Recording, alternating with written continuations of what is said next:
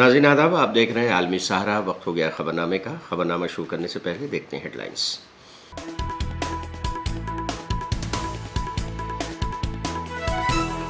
राहुल गांधी के बयान पर खूब हो रही हंगामा रही। राहुल गांधी ने कहा कि हिंदुस्तान समझ चुका है ये लड़ाई आइन की हिफाजत और खत्म करने वालों के माबैन है। दिल्ली सरकार को बर्खास्त करने की सदर जमहूरिया से की गई अपील। सदर जमहूरिया ने हुकूमत बर्खास्त करने का किया मुतालबा। कांग्रेस के तर्जुमान पवन खेड़ा ने की प्रेस कॉन्फ्रेंस। अगोरा एडवाइजरी प्राइवेट लिमिटेड पर उठाए सवाल। हज कमेटी ऑफ इंडिया ने हज दरखास्त फॉर्म जमा करने की तारीख में की तौसीह। 23 सितंबर तक भर सकते हैं फॉर्म। और फिलिस्तीन पर इजराइल के फजाई हमले जारी। तकरीबन 41,000 फिलिस्तीनियों की हो चुकी है मौत।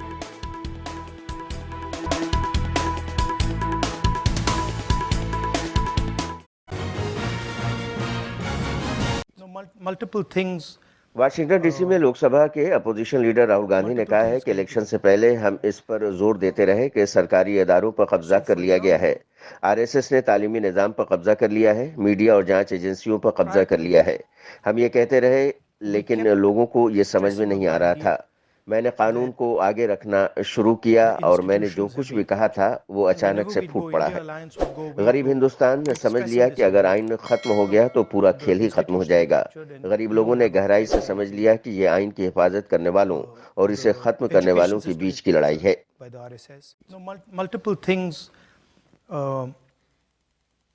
Multiple things came together, right? So, for example, prior to the election, we kept stressing on the idea that the institutions have been captured. And whenever we'd go, India Alliance would go, we'd stress on this idea that, look, the institutions are captured and we don't have a fair playing field. The education system is captured by the RSS. The media system is captured. The investigative agencies are captured. And we kept saying this, and people were not quite getting it. And we would keep saying it again and again and again, and somehow they were just not getting it. And we couldn't understand why, because we were like, it's obvious to us, it's obvious to them, and something wasn't working. And then in one meeting, one of the people who works with us said, listen, try holding up the Constitution. And so I started holding up the Constitution. And everything we had said suddenly just exploded. So India realized in this election, and really, I mean, not to divide it so crudely, but poor India, disenfranchised India, oppressed India, that India, it understood that if the Constitution goes, the whole game is gone. And so that was the first sort of, I saw it, there was a shockwave, that when I would hold up the Constitution, it would go. Like I could see the shockwave going, that people are like, oh yeah. And then people started coming to me, when you're in these meetings, you'll start hearing from the sides that, they'll bring a constitution or they'll start saying it. So what was very interesting to me was poor people deeply understood that now this was a fight between those who are protecting the Constitution and those who want to destroy it. So that was one very strong element. There was also the caste census issue that became big. And that's a fundamental question in India. Share, what you say in Hindi, bhagidari, of the institutions, the structure, the power of the Indian state. So these things suddenly started to come together. And at some level, I was frankly blown away by the wisdom of India. Like I would sometimes sit there and say, this is quite amazing, right? There was like a wall that suddenly arrived and said, okay, we are not backing down now. And really, I don't think the BJP, in a fair election, they were nowhere near 240 seats. No way. I mean, I'd be surprised if they had a financial, huge financial advantage. They had locked our bank accounts for one, but huge war chest. The election commission was doing what they wanted. I mean, the entire campaign was structured so Mr. Modi could, do his thing across the country. States where they were weak were designed differently than states where they were strong. So I don't view it as a free election at all. I view it as a rather controlled election. Multiple things. Rahul Gandhi के Texas में दिए गए बयान पर BJP के लीडरान की हंगामाराई जारी है। असम के वजीराला हेमंत बिस्वा शर्मा ने कहा है कि राहुल गांधी का अमेरिका जाने का मकसद है हिंदुस्तान को बदनाम करना। मरकजी वजीर राजीव रंजन ललन सिंह ने कहा है कि राहुल गांधी में कोई देशभक्ति नहीं है, वो बाहर जाते हैं और मरकजी हुकूमत पर तनकीद करते हैं, जबकि अपोजिशन पार्टियां राहुल गांधी की हिमायत में खड़ी हैं। समाजवादी पार्टी के रुकन पार्लियामेंट डिम्पल यादव ने कहा है कि सच बोला जा रहा है। जब भी सच बोला जाता है तो भाजपा को इससे तकलीफ पहुंचती है। मैं उत्तर प्रदेश के नौजवानों से पूछना चाहती हूँ कि क्या उत्तर प्रदेश में बेरोजगारी नहीं है? राहुल गांधी जी कहीं से आपको दिखते हैं कि उनमें कहीं से देशभक्ति है? राहुल गांधी जी में कोई देशभक्ति नहीं है। राहुल गांधी जी विदेश जाते हैं, बिहार केंद्र की सरकार की आलोचना करते हैं, यहाँ आते हैं, उनका अपना एजेंडा है, तो बोलते हैं क्या, कहीं से शुरू करेंगे कहीं अंत करेंगे, तो वो अभी सीख रहे हैं। मैच्योरिटी का उनमें अभाव है, परिपक्वता का अभाव है और देश के नेतृत्व करने का सपना देख रहे हैं जो कभी पूरा नहीं होगा। देखिए, राहुल गांधी जी अमेरिका जाने का यात्रा का मकसद है भारत को बदनाम करने का। तो जो व्यक्ति विदेश में अपना जननी जन्मभूमि का खिलाफ बोल सकता है, वो व्यक्ति का बारे में टिप्पणी करके कोई फायदा नहीं। मैं समझती हूँ क्योंकि सच बोला जा रहा है तो कहीं ना कहीं भारतीय जनता पार्टी को जो सच जब भी उजागर होता है तो उसे तकलीफ होती है। मैं सभी युवाओं से पूछना चाहती हूँ, क्या उत्तर प्रदेश में बेरोजगारी नहीं है? क्या हमारी आज महिलाएं असुरक्षित नहीं है? क्या आज हमारे किसान बदहाल हालत में नहीं है? क्या आज हमारी फौज में जो अग्निवीरों की जो व्यवस्था है वो क्या है? तो मैं समझती हूँ सच बोलने में अगर किसी को तकलीफ हो रही है तो इसलिए हो रही है कहीं ना कहीं वो नहीं चाहते हैं कि यह बात निकल के बाहर आए। और पूरा देश और पूरा विश्व ये बात को जानता है कि आज उत्तर प्रदेश में और पूरे भारत में सबसे ज्यादा बेरोजगारी है। इसी के साथ पूरे देश में आज महिलाएं सुरक्षित हैं। तो पूरा विश्व ये बात जानता है और सच बोलने में कोई जगह नहीं देखी जाती है, सच होता है। लगातार हम आपके सामने कांग्रेस के तर्जुमान पवन खेड़ा ने प्रेस कॉन्फ्रेंस की है और उन्होंने हिंडनबर्ग रिपोर्ट के हवाले से बात करते हुए कहा है कि हिंडनबर्ग रिपोर्ट में एक कंपनी आगोरा एडवाइजरी प्राइवेट लिमिटेड का नाम सामने आया था, जो कि 7 मई 2013 में रजिस्टर्ड हुई थी। ये कंपनी माधवी पुरी बूच जी और उनके शौहर की है, लेकिन माधवी जी ने हिंडनबर्ग रिपोर्ट आने के बाद इस बात की तरदीद की थी। तरदीदनामे में उन्होंने लिखा था कि जो वो सेबी में चली गई तब से ये कंपनी डोरमेंट है, लेकिन इस कंपनी में अभी भी 99% हिस्सेदारी माधवी जी की है। लगातार हम आपके सामने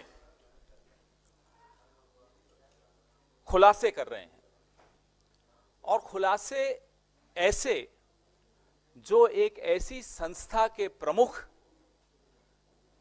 के बारे में है, उनके आर्थिक जो पूरा रिश्ते हैं अलग अलग कंपनियों से, उसके बारे में कर रहे हैं। We have been exposing the financial relationships of the SEBI chairperson with various companies and the conflicts of interest over the last 8 to 10 days. जवाब सेबी से अभी तक नहीं आया। जवाब प्रधानमंत्री से भी नहीं आया।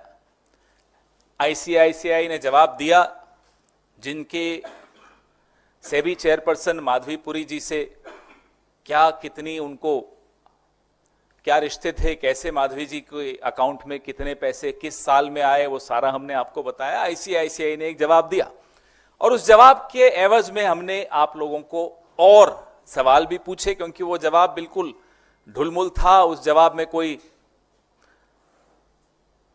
तथ्य नहीं थे। ICICI did respond to our expose, our charges that Ms. Madhvi Puri has been receiving money from ICICI in her account.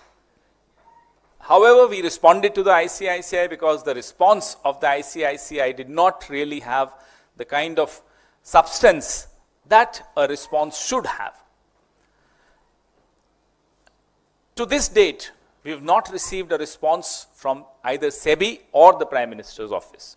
Today, we bring to you some very startling revelations. आज जो हम आपके सामने तथ्य पेश कर रहे हैं, वो आपको वाकई चौंका देंगे। हम भी चौंक गए जब इसको देखा, और आपके सामने ही फोन आया था पिछली प्रेस वार्ता में, जिस व्यक्ति ने मुझे, एक विसल ब्लोअर ने ये खबर दी थी। उसके बाद हमें 3 दिन लगे रिसर्च करने में, कागज इकट्ठे करने में, और जैसा कि मैंने आपको कहा, आजकल सूचनाएं इस सरकार के मातहत विभागों से, सेबी से, आईसीआईसीआई से सूचनाएं मिलती हैं। आप भी अगर कोशिश करेंगे तो आप लोगों को भी मिलेगी। तो खोजी पत्रकारिता का काम पत्रकार कर सकते हैं अब वापस से। 10 साल का आपको ब्रेक मिला, अब जरूरत नहीं है ब्रेक की, अब आगे आप करिए, मिलेगी इंफॉर्मेशन। हमें मिल रही है तो आपको तो मिलेगी ही मिलेगी। ये जो सूचना आप मिली, हिंडनबर्ग रिपोर्ट जो दूसरा हिस्सा आया था, उसमें एक कंपनी का नाम था अगोरा एडवाइजरी प्राइवेट लिमिटेड, जो 2013 में रजिस्टर हुई थी, 7 मई 2013 को रजिस्टर हुई थी। और ये माधवी पुरी जी के पति और माधवी पुरी जी की कंपनी है। लेकिन माधवी पुरी जी ने हिंडनबर्ग रिपोर्ट के बाद एक खंडन किया था। ये वो खंडन रहा जिस खंडन में उन्होंने लिखा कि जब वो सेबी में चली गई, तब से ये कंपनी डॉर्मेंट है। I am using the words used by Madhabi Puri ji, that when she joined SEBI, this company called Agora Advisory Private Limited, owned by her and her husband, became immediately dormant. These are the words she used in her clarification. लेकिन ये 99% stake अभी भी माधवी जी का है 31 मार्च 2024 तक। ये कागज बड़ा महत्वपूर्ण है आप सबके लिए। और जो सिंगापुर में भी एक कंपनी है, चलिए उस पर चर्चा नहीं करेंगे क्योंकि उसके कुछ खाते हमें नहीं मिले हैं, तो उस पर नहीं चर्चा करेंगे। पर नहीं रखा गया। दिल्ली असेंबली में अपोजिशन के लीडर विजेंद्र गुप्ता ने सदर जमहूरिया हिंद द्रौपदी मुर्मू को खत लिखा है, जिसके बाद सदर जमहूरिया ने मरकजी वजीर दाखिला को खत लिखकर केजरीवाल हुकूमत को बर्खास्त करने का मुतालबा किया है। विजेंद्र गुप्ता ने कहा है कि मैंने सदर जमहूरिया को एक मेमोरेंडम सौंपा और उन्हें दिल्ली की हुकूमत के हवाले से बताया। दिल्ली में 5 महीने से इजलास नहीं चला है, वजीर आला जेल में है, कानून की खुलेआम खिलाफवर्जी हो रही है। हमने सदर जमहूरिया से इस सरकार को बर्खास्त करने की अपील की और हमें खुशी है कि उन्होंने नोटिस लिया है, जिस पर हुकूमत दिल्ली की वजीर आतिशी ने कहा है कि बीजेपी का एक ही काम है, चुनी हुई सरकारें गिराना। और अगर भारतीय जनता 30 अगस्त को भारतीय जनता पार्टी के विधायकों का एक प्रतिनिधिमंडल मेरे नेतृत्व में महामहिम राष्ट्रपति जी से मिला था और हमने उनको एक ज्ञापन सौंपा था और उनको दिल्ली की वस्तु स्थिति के बारे में अवगत कराया था कि किस तरह से दिल्ली में गवर्नेंस पैरालिसिस है, किस तरह से थोड़ी सी बारिश में 50 लोगों की मौत हो गई डूबने से, सड़कों की हालत ख़राब है, ड्रेनेज की हालत ख़राब है, सीवेज पूरी तरह से कोलैप्स है और 5 महीने से दिल्ली का असेंबली का सेशन तक नहीं हुआ, 5 महीने से दिल्ली की कैबिनेट नहीं हुई, मुख्यमंत्री जेल में है, जेल से सरकार चलाने की बात कर रहे हैं। एक फाइल आज तक साइन नहीं की है। आज दिल्ली में अराजकता की स्थिति है, संविधान का खुला उल्लंघन हो रहा है। छठे दिल्ली वित्त आयोग का गठन तक नहीं किया गया, जिसको 1 अप्रैल 2021 को लागू होना चाहिए था। संवैधानिक संकट है। CAG की 11 रिपोर्ट जो सरकार को मिली, लेकिन उसको पब्लिक नहीं किया गया, दिल्ली विधानसभा के सदन के पटल पर नहीं रखा गया, उसको छुपा लिया गया। PAC में पिछले 10 साल में एक भी ऑडिट पैरे पर कोई संज्ञान नहीं लिया गया और कोई रिकमेंडेशन हाउस को नहीं की गई, यानी कि करप्शन का कंप्लीट साम्राज्य है। केंद्र की योजनाओं को दिल्ली में लागू नहीं होने दिया जा रहा। आयुष्मान भारत जैसी अति महत्वाकांक्षी योजना, जिसमें गरीब को 5 लाख रुपए सालाना मिलते हैं अपना प्राइवेट अस्पताल में इलाज कराने के लिए, यानी कि केंद्र की योजनाओं का लाभ नहीं मिलेगा। भ्रष्टाचार में पूरी सरकार लिप्त है। मुख्यमंत्री लिकर स्कैम में अंदर है, इसी तरह जल बोर्ड स्कैम हुआ है, इसी तरह अस्पतालों के निर्माण में स्कैम हुआ है, इसी तरह से टेक्निकल यूनिवर्सिटी जो है DSU में स्कैम हुआ है। तो भ्रष्टाचार दिन प्रतिदिन इस सरकार में बढ़ रहा है। अराजकता है, सरकार नाम की चीज़ नहीं है, सदन बुलाया नहीं जा रहा, प्रश्नकाल का सदन में होता नहीं है। तो ये सरकार एक तालाब का जो पानी गंदा हो जाता है उस प्रकार की स्थिति में है। दिल्ली के लोग ठगा हुआ महसूस कर रहे हैं। 2 करोड़ लोगों का भविष्य अंधकार में है और हमने राष्ट्रपति महोदय से ये मांग की थी कि सरकार को तुरंत बर्खास्त किया जाए। भारतीय जनता पार्टी का एक ही काम है, चुनी हुई सरकारों को गिराने का काम। भारतीय जनता पार्टी जहां जहां चुनाव नहीं जीतती, विधायकों की खरीद फरोख्त करने की कोशिश करती है, चोर दरवाजे से सरकार बनाने की कोशिश करती है। दिल्ली में भी उन्होंने किया, लेकिन सफल नहीं हो पाए। आम आदमी पार्टी के विधायकों को खरीद नहीं पाए, विधायकों को खरीद के सरकार गिरा नहीं पाए। इसलिए अब उन्होंने अपना दूसरा षड्यंत्र शुरू कर दिया है, दिल्ली की चुनी हुई सरकार को गिराने का षड्यंत्र शुरू कर दिया है। लेकिन मैं भारतीय जनता पार्टी को यह बता दूं कि दिल्ली के लोग सब देख रहे हैं। दिल्ली के लोगों को पता है कि अगर उनके लिए कोई एक आदमी काम करता है, उस आदमी का नाम है अरविंद केजरीवाल। अगर उन्हें कोई 24 घंटे फ्री बिजली देता है तो वो अरविंद केजरीवाल देते हैं। अगर उनके बच्चों को अच्छे स्कूल मिलते हैं तो वो अरविंद केजरीवाल की वजह से मिलते हैं। अगर उन्हें मोहल्ला क्लिनिक में फ्री इलाज मिलता है वो अरविंद केजरीवाल जी की वजह से मिलता है। अगर बुजुर्गों को तीर्थ यात्रा जाने का मौका मिलता है तो वो अरविंद केजरीवाल जी की वजह से मिलता है। और अगर भारतीय जनता पार्टी षड्यंत्र रचकर अरविंद केजरीवाल जी की सरकार गिराएंगे तो आने वाले चुनाव में दिल्ली की जनता भारतीय जनता पार्टी को मुंह तोड़ जवाब देगी। आज दिल्ली विधानसभा में 8 विधायक हैं उनके।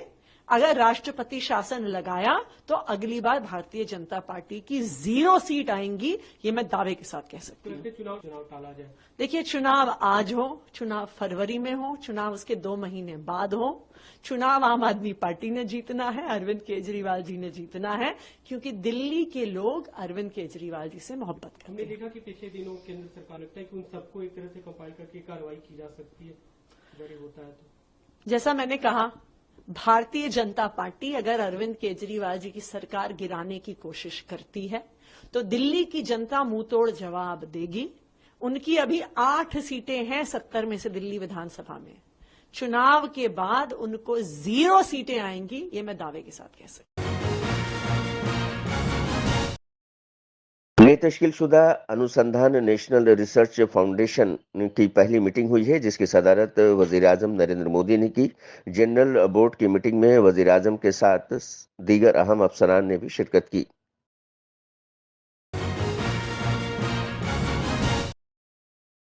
हरियाणा असेंबली इंतखाबात के लिए उम्मीदवारों के नामों का ऐलान किए जाने का सिलसिला लगातार जारी है। बीजेपी ने अपनी दूसरी फहरिस्त जारी कर दी है, जिसमें कुल 21 उम्मीदवारों के नाम शामिल हैं।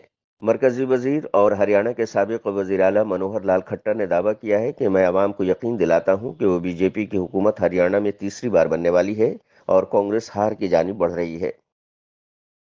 आज ये प्रसन्नता का विषय हमारे लिए कि आज हमारे मुख्यमंत्री श्री नायब सिंह सैनी, इन्होंने अपना नामांकन लाडवा विधानसभा क्षेत्र से भरा है और आज और भी स्थानों पर इस प्रकार के जो नामांकन पत्र भरे जा रहे हैं, 12 तारीख तक सब नामांकन पत्र भरे जाएंगे।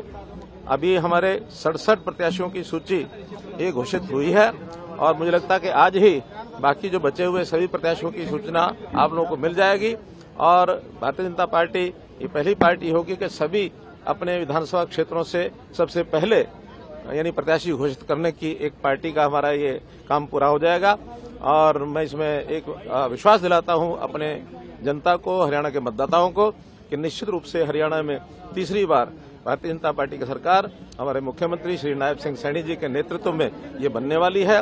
और इसका विशेष तौर पर मैं इसलिए कहूंगा कि कांग्रेस हार की तरफ बढ़ रही है, क्योंकि जिस प्रकार के उनके यहाँ स्वर निकल रहे हैं कि इसके गठबंधन करो, उससे गठबंधन करो, और जिनसे वो गठबंधन का हाथ आगे बढ़ाते हैं वो उनको नकार करके पीछे कर देते हैं और उनका गठबंधन हो भी नहीं पा रहा है, तो एक हार की तरफ बढ़ने के संकेत उनके मिल रहे हैं।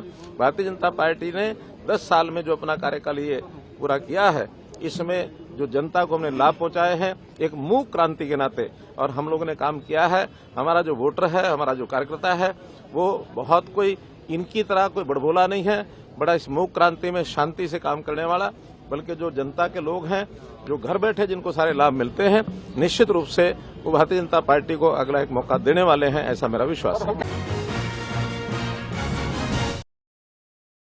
जम्मू कश्मीर असेंबली इंतखाबात के पेश नज़र सिक्योरिटी के सख्त इंतजाम किए गए हैं। बीएसएफ के आईजी दिनेश कुमार बुरा ने सिक्योरिटी इंतजामात का जायजा लेने के बाद गंडोह का दौरा किया। आईजी दिनेश कुमार ने कहा कि बीएसएफ बहुत ताकतवर है और मैं इलाके में हमारे अफसरान और जवानों का जोश देखकर बेहद खुश हूँ। मुझे पूरा यकीन है कि वो इस इलाके को पूरी तरह महफूज रखेंगे और बीएसएफ के जवान पूरी मुस्तैदी से यहाँ काम करेंगे। फौज, पुलिस, सीआरपीएफ, बीएसएफ सभी काम कर रहे हैं। मैं लोगों से कहना चाहूँगा कि वो बगैर किसी खौफ के इलेक्शन में हिस्सा लें। बीएसएफ एक बहुत काबिल फोर्स है और ये फॉरवर्ड एरिया में आकर अफसर्स का या जवानों का जो जोश है और जो जज्बा है वो देखकर मुझे बहुत खुशी हुई और मुझे पूरा विश्वास है कि इस एरिया को पूरा सेफ रखेंगे और इलेक्शंस जो है इंसिडेंट फ्री हो पाएगा। ये बीएसएफ के जो जवान हैं बहुत बहादुरी से यहाँ काम कर रहे हैं। हमारा काम as a security force safe environment provide करना है। जो मिलिटेंसी ये दोबारा हुई है ये थोड़े समय का मामला है, इसको हैंडल कर लिया जाएगा और इनको सबको न्यूट्रलाइज कर दिया जाएगा। जिस तरह से बाकी फोर्सेस भी, आर्मी भी, पुलिस, बीएसएफ, सीआरपीएफ सब काम कर रही है, तो ये ज़्यादा दिन यहाँ नहीं चलेगा। और आप देख रहे हैं कि कैंपेनिंग हो रही है, तो इसका मतलब फोर्सेस के ऊपर भरोसा है और हम एक सेफ इन्वायरमेंट देने में कामयाब हैं। पब्लिक के लिए मैसेज यही है कि जब तक हम यहाँ हैं, फोर्सेस यहाँ हैं, आपको डरने की जरूरत नहीं है और आराम से जो इलेक्शन का उत्सव है उसमें पूरे जोर शोर से भाग दें और अपनी बढ़ चढ़ कर हिस्सा लें और हम सबकी सुरक्षा करेंगे और उस एरिया को पूरा सेफ रखेंगे। आरजेडी के सरबराह लालू प्रसाद यादव पटना से मुंबई के लिए रवाना हुए। उन्होंने इस दौरान कहा कि तेजस्वी यादव की यात्रा आज से शुरू हुई है, वो हर जगह जाएंगे। आरजेडी के लीडर तेजस्वी यादव ने वजीर आला नीतीश कुमार की खामोशी पर तंज किया है। उन्होंने कहा है कि बिहार में जुर्म के वाकयात इतने बढ़ गए हैं कि दिन दहाड़े घर में घुसकर गोली मार दी जा रही है। बिहार में बदउनवानी चल रही है, तरह तरह की बातें हैं, लेकिन वजीर आला खामोश हैं। वो हर इशू पर चुप रहते हैं।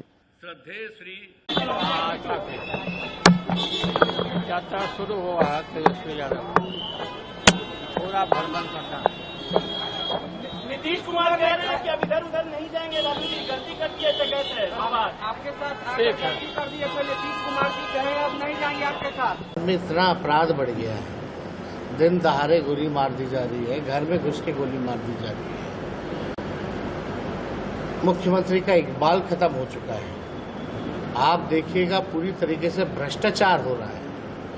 ब्लॉक हो, थाना हो, लगातार जो है भ्रष्टाचार चल रहा है। सर्वे की बात की जा रही है, उसमें भी बड़ा शिकायत आ रहा है कि उसमें भी पूरा भ्रष्टाचार चल रहा है।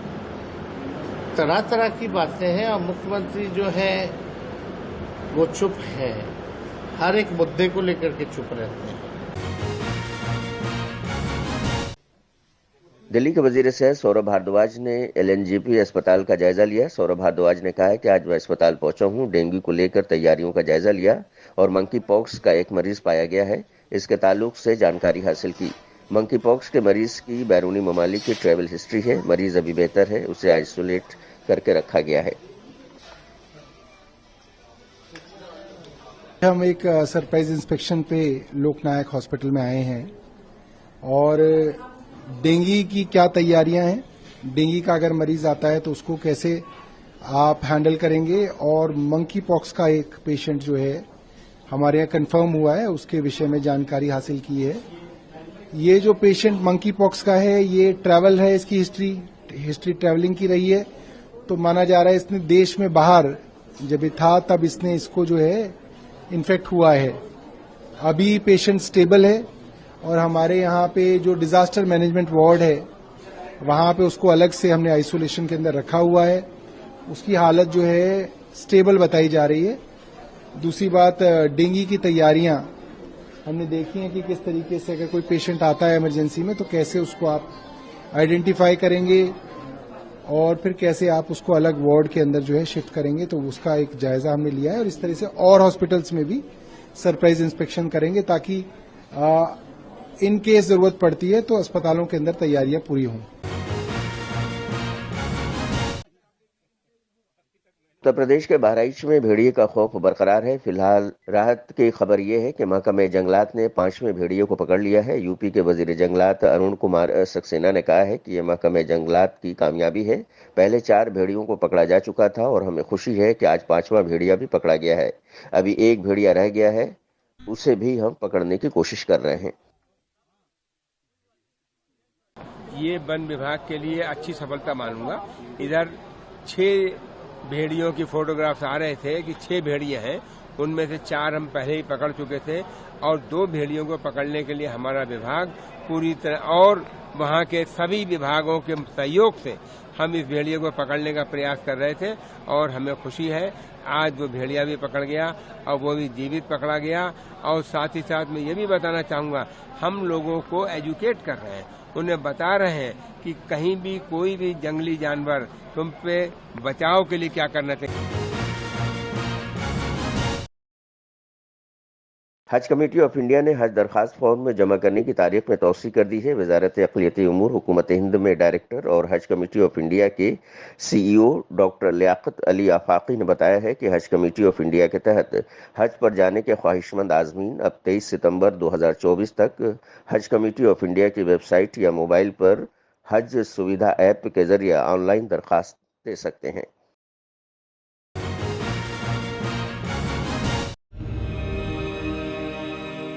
फ़लस्तीन पर इजराइल के हमले जारी हैं। खबर के मुताबिक गजा में इजरायली हमलों के 22 अब तक हलाकतों की तादाद 40,998 हो गई है। पिछले 24 घंटों के दौरान 16 फ़लस्तीनी हलाक और 64 जख्मी हो गए हैं, जबकि फ़लस्तीनी ज़राए इब्लाग ने मंगल की सुबह खान पुलिस शहर में पनाहगुज़ीनों के खैमों पर हमले के सेहूनी हुकूमत के नए जुर्म की खबर देते हुए बताया है कि इस भयानक हमले में अब तक 60 शहीद और 40 जख्मी हुए हैं।